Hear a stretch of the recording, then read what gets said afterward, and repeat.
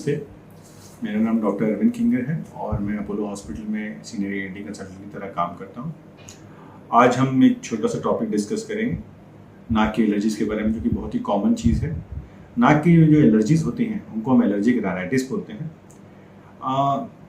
इससे पहले कि हम उस पर थोड़ा डिस्कस करें, क्योंकि ये थोड़ा समझना पड़ेगा कि होता कैसे।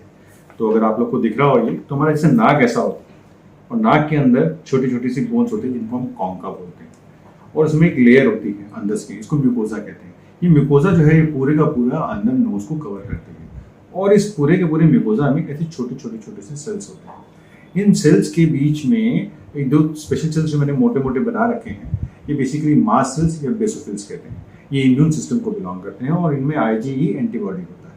तो होता क्या है एलर्जी में, जब कभी भी कोई एलर्जन, जैसे कि कोई पोलन है या मोल्ड है या एनिमल डैंडर है, जब कभी भी ये पोलन हमारे नाक के अंदर जाता है तो अंदर इस म्यूकोजा में जो छोटी छोटी जो सेल्स हैं उसमें ये पोलन जाके एलर्जन बाइंड कर लेता है।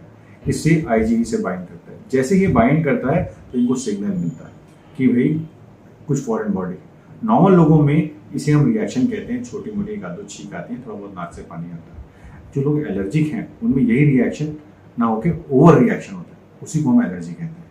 तो ये एलर्जिक पेशेंट्स में जैसे ये बाइंड करता है तो यहाँ पे ये सिग्नल्स भेजते हैं बाकी सेल्स को, खुद को तो देते हैं, बाकी सेल्स को भी हिस्टामिन करके केमिकल रहता है, इसके द्वारा सबको ये सिग्नल भेजते हैं कि कोई एलर्जिक रिएक्शन हो रहा है। और ये सारा का सारा नाक का म्यूकोजा, ये सेल्स फूल जाते हैं और बहुत सारा कंजेशन हो जाता है। और जब कंजेशन हो जाएगा, नाक के सारे सेल्स फूल जाएंगे, तो पेशेंट को बहुत सारा नाक में स्टफिनेस रहता है, नाक को सांस लेने में तकलीफ होती है, कुछ नर्व्स भी स्टिमुलेट होती हैं जिससे कि उसको छींकें आती हैं, स्नीजिंग होती है बहुत सारी, और उसको नेजल ड्रिप चालू हो जाता है।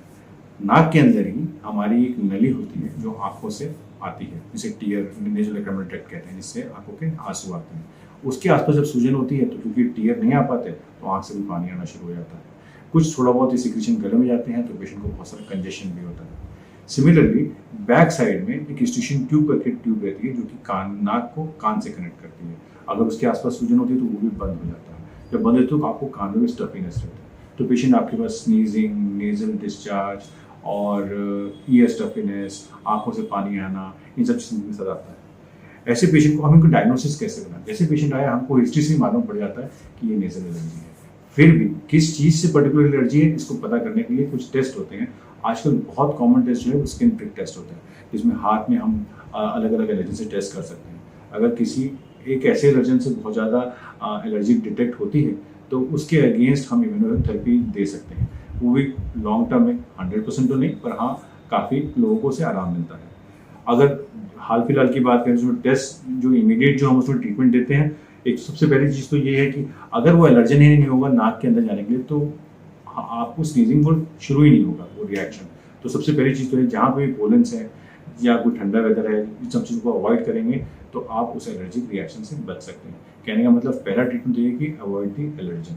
इसके अलावा मेडिकल ट्रीटमेंट की बात करें तो ऑल ओवर, क्योंकि बिकॉज इस एलर्जन से अंदर एक इन्फ्लेमेशन, सूजन आती है, तो इंट्रानेजल कॉर्टिकोस्टेरॉइड जो कि सूजन के लिए सबसे अच्छे माने जाते हैं, ऑल ओवर द वर्ल्ड ये स्टैंडर्ड ट्रीटमेंट है। इंट्रानेजल कॉर्टिकोस्टेरॉइड्स दिए जाते हैं एलर्जिक राइनाइटिस में। ये इंट्रानेजल कॉर्टिकोस्टेरॉइड्स के नाम से कुछ लोग डरते हैं, लेकिन ऐसी कोई बात नहीं है इसमें, क्योंकि सिस्टमिक एब्जॉर्प्शन कुछ होता नहीं है इसका जो भी इफेक्ट है और एक्शन है वो नोज के अंदर ही रहता है, नेग्लिजिबल एब्जॉर्प्शन होता है। तो in that way it is beneficial. Secondly, जो एक्यूट रिएक्शंस हो रहे हैं जिसमें जैसे हिस्टामिन गया था, उसने वो रिएक्शन शुरू करे थे, उसके लिए हमको कुछ एंटी हिस्टामिन देते हैं, जैसे कि सेप्टेजिन या एंटी एलर्जिस जो देते हैं। तो ये बेसिकली एलर्जिक राइनाइटिस है एक छोटा सा। अच्छा, एलर्जिक राइनाइटिस को अगर ठीक से ट्रीट ना किया जाए और उसको थोड़ा सा नेग्लेक्ट करें तो आगे जाके अंदर बिकॉज ऑफ दिस स्वेलिंग जो बार बार हो रही है, कई बार में छोटी छोटी नाक के अंदर मस्से भी बन जाते हैं जिनको हम नेजल पॉलिप्स कहते हैं।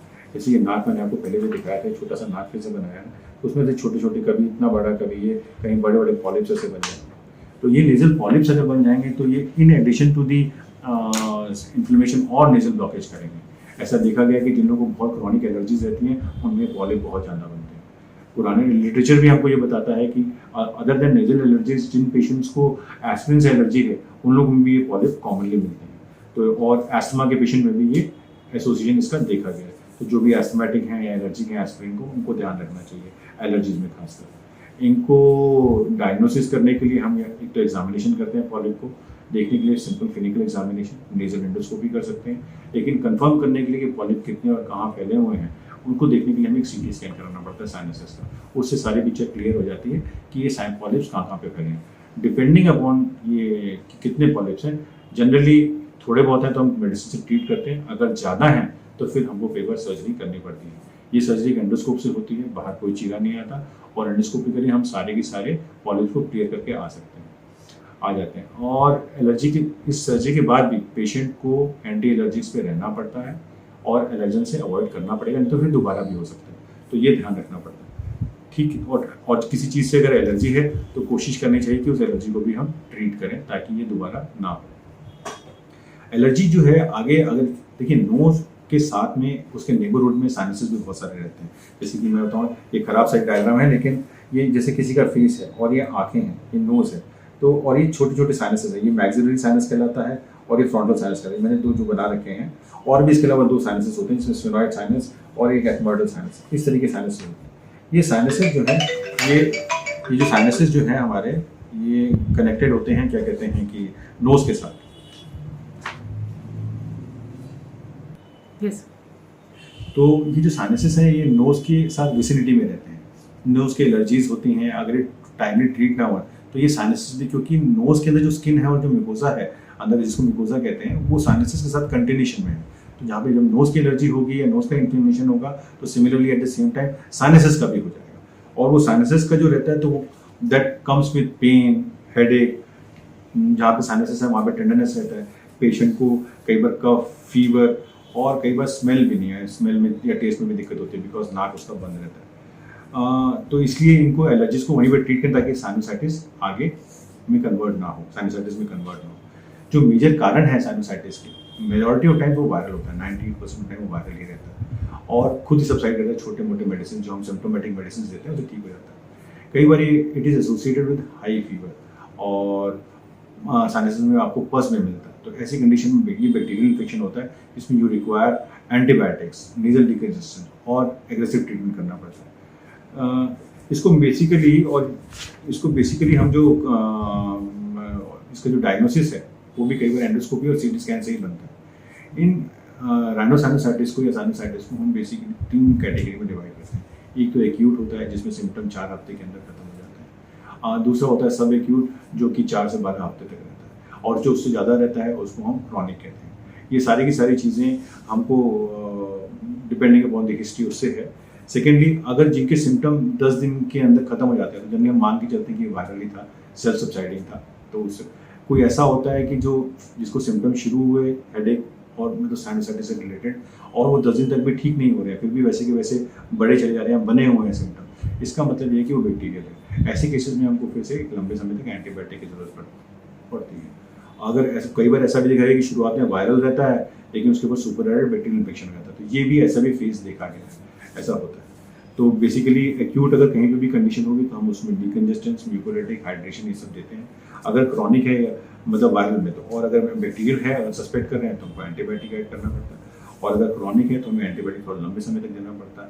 उसके बाद भी अगर हम 2 या 3 देखते हैं कि ठीक नहीं हो रहा है 3 महीने तक, तो हम उसको फिर एक सीटी स्कैन कराते हैं, और सीटी स्कैन में अगर डिजीज़ वैल्यू ज़्यादा आती है तो फिर हम उसको सर्जरी के लिए वही नेजल एंडोस्कोपिक सर्जरी के लिए लेते हैं।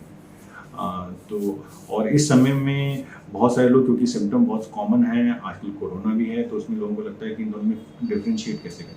तो एक छोटी सी चीज़ है कि नोज़ की एलर्जी में बाकी सारी चीज़ें होती हैं, पर आमतौर पे उसमें फीवर इतना कॉमन नहीं होता या ब्रीदिंग डिफिकल्टी नहीं होती।